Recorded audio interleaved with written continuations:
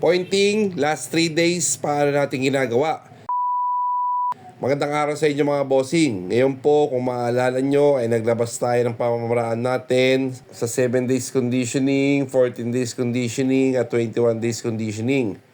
Pero hindi daw natin na-explain sa mga yan yung pagpo-pointing natin sa last 3 days.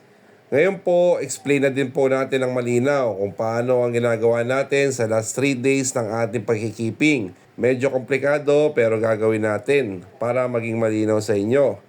Ngayon po, bago tayo magsimula ay pakishare naman po ang ating videos at pakifollow po ang ating page. At gusto ko po kayong batiin lahat ng Merry Christmas mga bossing. Salamat po sa inyong lahat. Okay, balik na tayo sa ating topic. Ang pamamaraan natin dyan sa pagpo-pointing at ginagawa ay minomonitor po natin ang ating mga alaga sa kilos nila, sa pag-uugali at pakiramdam.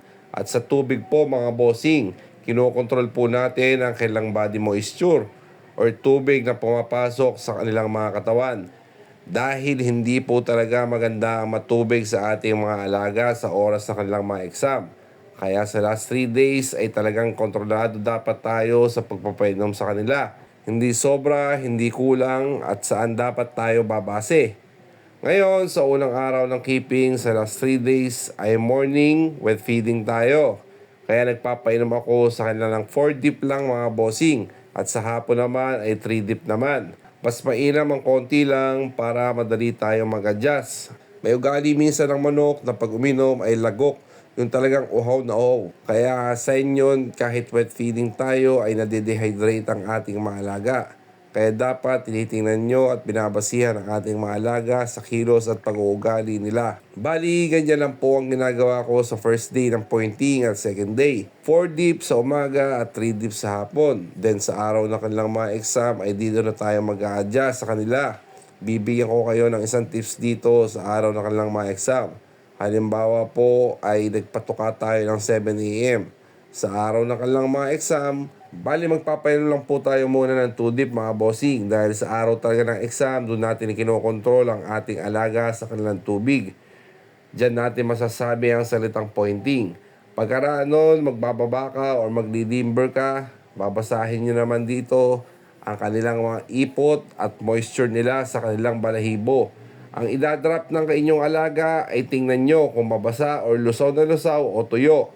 Makikita nyo naman yan.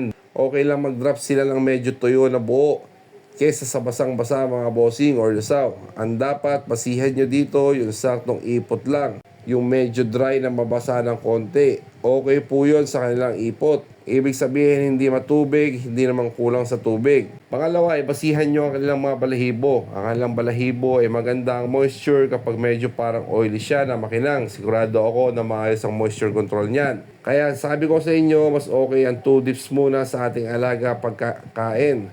Dahil wet feeding naman din ang binibigay natin. Tapos kung medyo hapon pa naman ang laro ng inyong alaga or gabi, pwede naman tayo magpainom kahit 2 dips kasabay na kanilang merienda. Ako ho ay nagpipitik lang ng mais. 8 perasong butil ay okay na sa kanila. Tapos basta basahin nyo ang kanilang moisture kung okay na ba or kulang ba sa tubig. Huwag lang sosobra dahil talaga masama ho yun.